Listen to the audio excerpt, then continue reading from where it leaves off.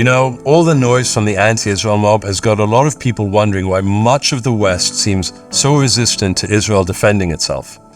But if we step back for a second, it's clear that the West is not really what it used to be. We hear comparisons with the late Roman Empire in various stages of decline, and how Western civilization is not very healthy anymore. But how can we tell objectively if a society is, so to speak, unhealthy? Well, many philosophers like Plato and Aristotle and sociologists like Herbert Spencer refer to societies as a kind of living organism, like a body. So how do we know if an organism is not healthy? Well, essentially, its immune system is weak. It's not able to defend itself. Now, we all watched in absolute horror from 9/11 onwards as jihadi terrorism started happening in Europe, in the US, and other Western countries. In Europe in particular, violent crime, and especially sexual violence, has skyrocketed. We've seen news reports we never thought we'd see, like this one from El País.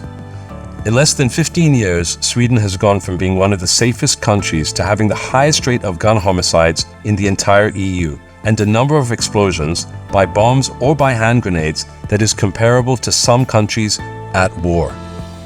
But what's not mentioned is that the perpetrators are almost entirely new migrants from North Africa and the Middle East. It's not a fun thing to call out, but it's a fact, and it should have been a warning sign for the West. But no, they've continued to allow unchecked mass migration from precisely those places. Remember New Year's Eve 2015 in Cologne? Hundreds of women sexually abused by North African and Middle Eastern migrants. That should have been a wake-up call, but it wasn't. Illegal migration increased, and the violence has only gotten worse. In England, the public has been horrified to learn of multiple gangs of men who, for more than a decade, have been sexually abusing thousands of girls.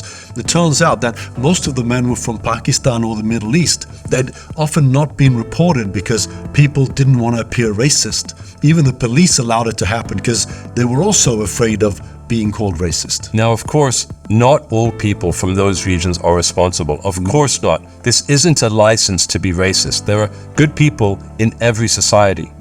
But clearly, there's a very big problem here. Illegal migration to the US, the UK, and Europe has only been allowed to increase. Their immune system, their ability to protect the society, it's just not there.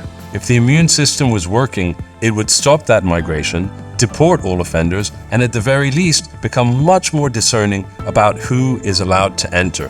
Now, a lot of people in the West have spoken out, but often they're the ones who get punished. The police, the court system, and society as a whole ruthlessly attacks anyone that tries to protect their own nation. They call it Islamophobia, even though it's mostly not. Look, when a body's immune system attacks its own healthy cells, that's a very specific type of disease. Bottom line, Western countries have an autoimmune disease. Now, the problems facing Israel are actually the same as those facing Europe and America: jihadi terrorism and Islamic fundamentalism. The mentality behind Hamas and Hezbollah is the same mentality that's brought violence to the West. But Israel can defend itself. Its immune system is healthy, and to people who have lost that and who attack their own defenders, that is unacceptable. They would love nothing more than for Israel to give up and surrender to the savagery like they themselves have done. So don't be surprised by their lack of support. They don't even support their own. And to Western patriots and peaceful Muslims, we see your battles and we salute your courage. Stand firm, ignore the labels. You're not a racist for defending your daughters. You're the healthy cells in an unhealthy body. And your children and future generations are depending entirely on you.